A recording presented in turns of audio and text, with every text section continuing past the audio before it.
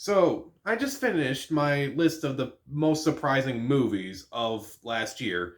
So, naturally, in a year with a bunch of surprises, this was also a year of a bunch of disappointments. And this is the list of the movies that I was the most disappointed by.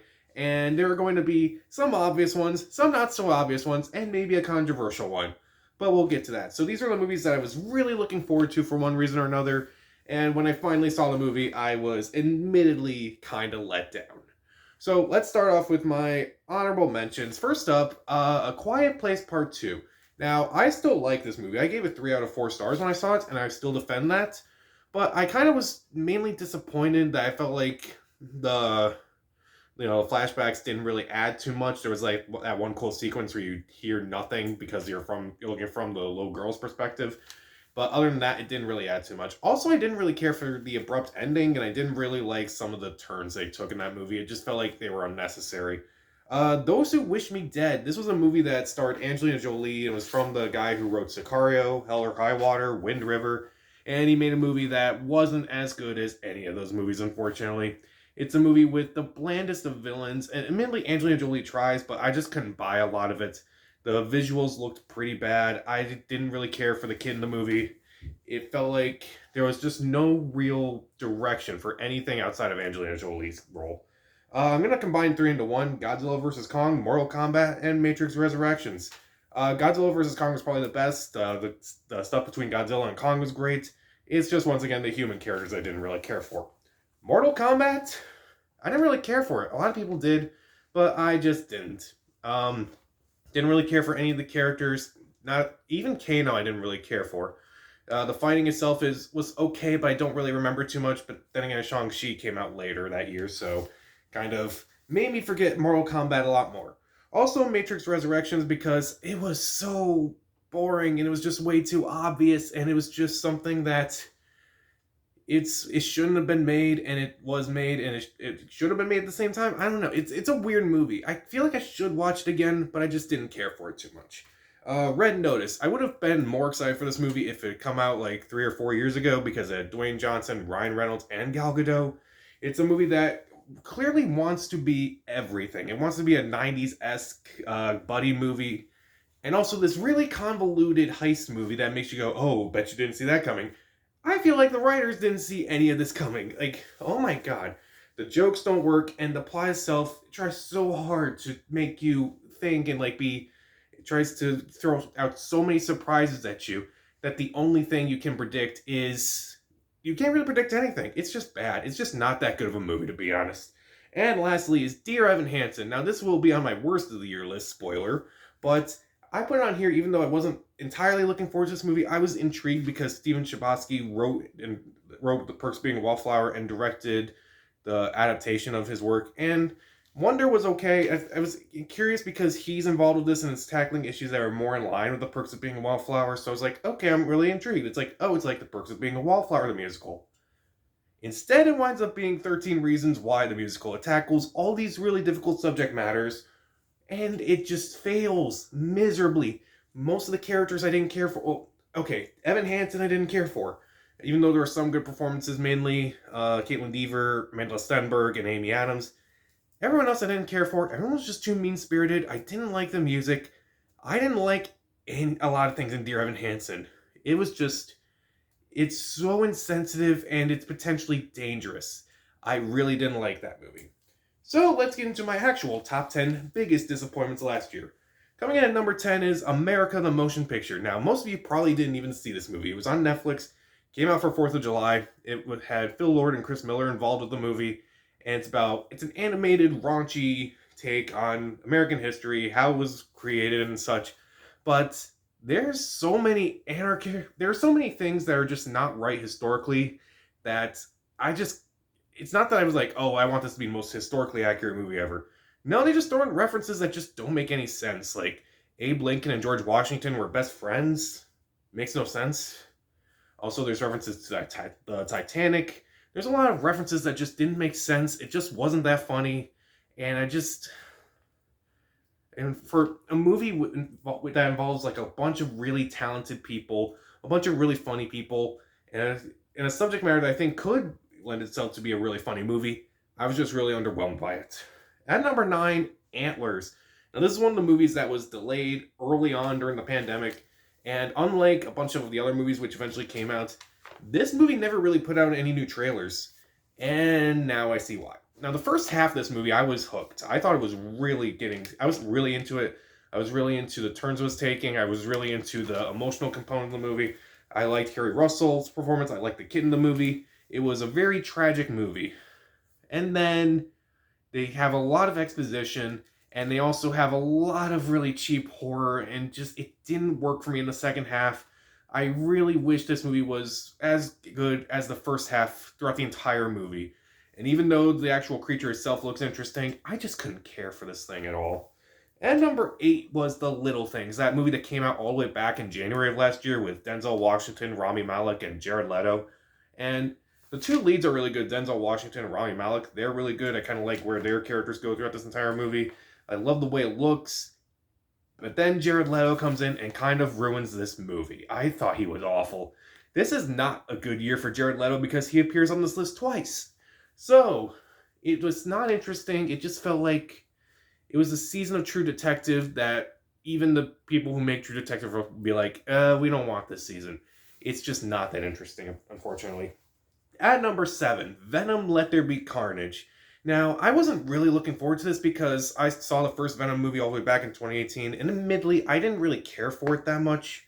And when I rewatched it to prepare myself for this movie, I hated it even more, surprisingly.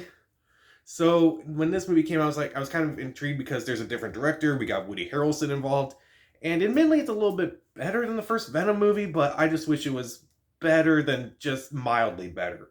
Like, I was hoping for an actually decent Venom movie, and instead we get this movie that kind of doesn't know what it wants to be, where Woody Harrelson is just underused, Naomi Harris is just underused, and I just didn't really care for anything that happened in this movie except for the mid-credits scene, if you know what I'm talking about.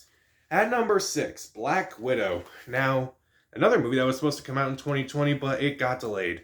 I remember when this movie was supposed to come out in 2020, I was actually kind of excited because the trailers looked really good. It was like, Black Widow was a character I didn't really need a movie about, especially considering her death in Endgame.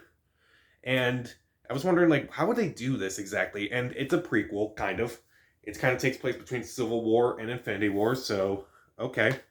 And the action looked really cool, and the movie itself is kind of pointless, to be honest. There's no stakes, and even though there's some good performances, mainly from Florence Pugh and David Harbour, nothing in this movie is necessarily bad. It's just underwhelming. It's just, I feel like this movie should have come out a lot sooner than it actually did. If it had come out sometime after Civil War, I would probably be a lot more interested. Instead, we get this movie where there's no stakes, the villains are generic, all the bad guys die, all the good guys live, and it just didn't really work for me in the end. I wanted to like this movie a lot more than I did. At number 5 was Don't Look Up. Now, this movie has an amazing cast, like an amazing, amazing cast. Leonardo DiCaprio, Jennifer Lawrence, Meryl Streep, Jonah Hill, Cate Blanchett, Tyler Perry, Timothy Chalamet, Mark Rylance, Ariana Grande.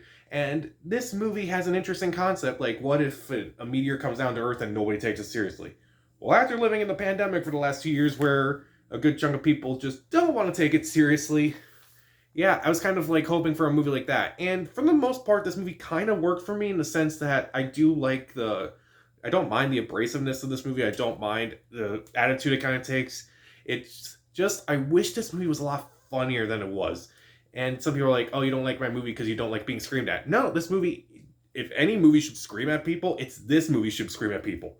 It's the movie that basically says, we're all dying, and, pay attention. But this movie, I just felt like the jokes didn't work for me, the plot lines didn't work, and it was just way too long. And I just feel like they really needed to tighten this movie a lot more than, this movie was over 2 hours. And I'm just like, did it really need to be this long? No. Even though there were some good performances, mainly from Jennifer Lawrence, I just didn't care for Don't Look Up that much. At number 4 was The Conjuring, The Devil Made Me Do It. Now, I loved the first 2 Conjuring movies. I thought they were really scary, really effective. James Wan directed them really well. Vera Farmiga and Patrick Wilson are really good. So I was naturally excited for a third Conjuring movie.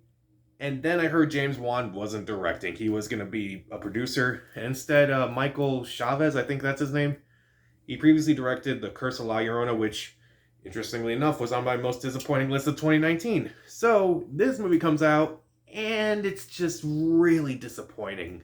You can clearly feel James Wan is missing from this movie, even though I think he was on set, but he was just missing from this movie. I don't know what. It's like, does he need to be behind the camera for these movies? I guess so, because this movie is just not that interesting, unfortunately. Mainly because it starts off really strong, and then it gets incredibly convoluted. I just did not care for anything that happened. Like, I kind of cared less as the movie went on, and even though there are decent enough performances, they just weren't as good as the other two. And I kind of thought to myself, would I rather watch something like this or Annabelle Comes Home, which came out a few years ago? And I think I'd rather watch Annabelle Comes Home again, because that movie, at least, it started off kind of weak and then it kind of became stronger as it went on, whereas this movie had the opposite. It started off strong and then it got worse. And I'd rather watch a movie that just gets better by the end. So I just didn't care for The Conjuring 3 that much, unfortunately.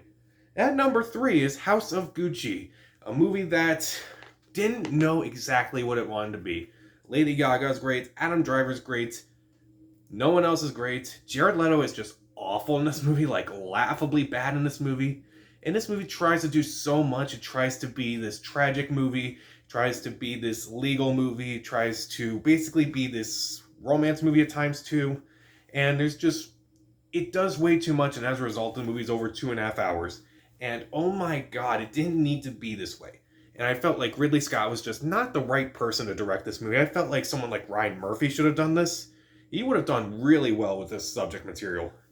Instead, we get this movie that has way too many identities and just doesn't know what to do. For a movie that stars Al Pacino, ironically, it should have been like the female Scarface. Instead, we get this movie that it makes Cruella look good. It reminded me a lot of Cruella. I didn't really like that movie when it came out. I thought it was medium. But looking back on it, I'd rather watch Cruella again, because at least that movie knew what it was, and at least it was fun. And it knew it was kind of fun, and it knew what it was. It was campy, but it was entertaining at least. This movie just didn't know what that meant. And it was not the worst movie I've ever seen, but it was torture. That's all I can say. Number 2. My most controversial pick. I know a lot of people love this movie. I know a lot of people are going to hate me when I say this. Zack Snyder's Justice League. Now look, I like this movie more than Joss Whedon's version. I think there are things in this movie that actually do work.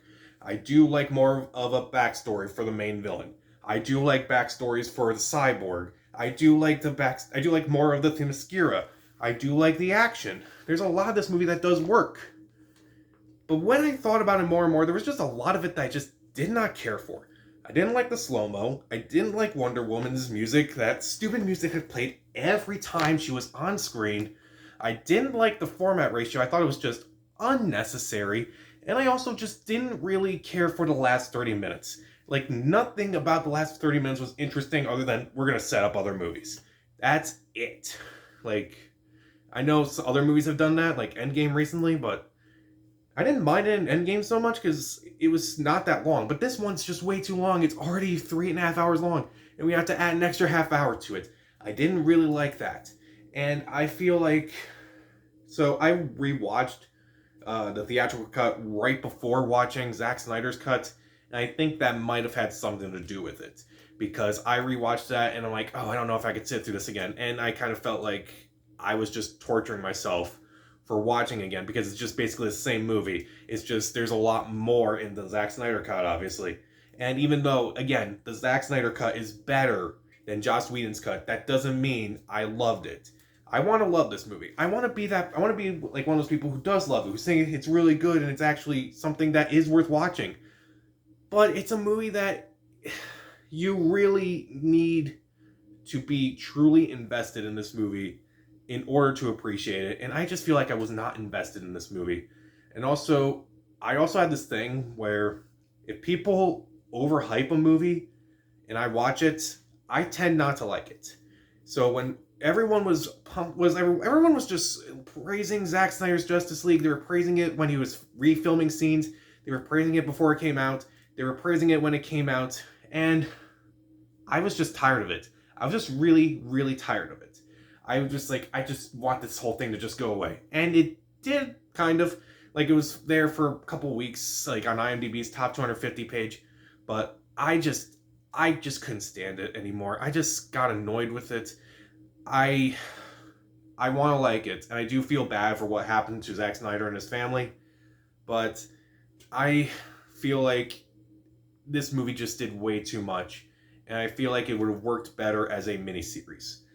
So, and speaking of shows that should have worked as a series, my number one most disappointing movie of 2021 was Eternals. Yes, this was the Marvel movie I was really looking forward to. It looked like it was going to be a completely different Marvel movie than anything we had seen before. And in ways it was, and in ways it wasn't. So mainly, like, only half the characters are really good, and the other characters are either really flat or just really awful. Like, some of the characters that are really good include Angelina Jolie, Richard Madden's character is really good. Brian Tyree Henry's character is really good. Camille Nanjiani's character is really good for the most part, except towards the end where he makes a choice that just didn't make sense. At first, I kind of liked Sprite, played by Malia McHugh. I didn't like her halfway through this movie. And the villain in this movie is also really generic as well. The villain is so generic, in fact, that they had to resort to fighting each other at the end instead of fighting this really bad guy. Visually it was impressive, but I just couldn't care anymore. I just didn't care about anything that happened in this movie. Like, I didn't care for most of the characters, their problems, and it just felt way too long. This movie's over 2.5 hours long. I just didn't care for it. And I feel like this movie could have worked with this premise if it was in a larger setting, kind of. Like, if this was a 10-episode season on Disney Plus, then I could buy a lot of things that do happen. But as it was, I just didn't care for anything that happened. I don't know what they'll do about Eternals 2, if there's going to be another Eternals movie or anything. But I just feel like it was also kind of the most un-Marvel movie, and yet the most Marvel movie at the same time. It just couldn't pick a side. It just couldn't decide what it really wanted to be. And also, even the Marvel movie with the first sex scene in a Marvel movie, even that wasn't that impressive. Like, most of it's just kind of boring, to be honest. And I've been collecting all the Marvel movies on Blu-ray. I even bought the ones I don't care for, like Black Widow and Incredible Hulk and Thor 2, for instance, and the Iron Man sequels. I don't even know if I can buy this one on Blu-ray. Like, it's just so... It's mostly inconsequential, to be honest. Unless they do tie it into other things, I don't know if I can actually watch it again. So, those were my picks for the most disappointing movies of 2021. What was the most disappointing movie to you? Comment down below, subscribe to the channel. This is Pat, and stay safe.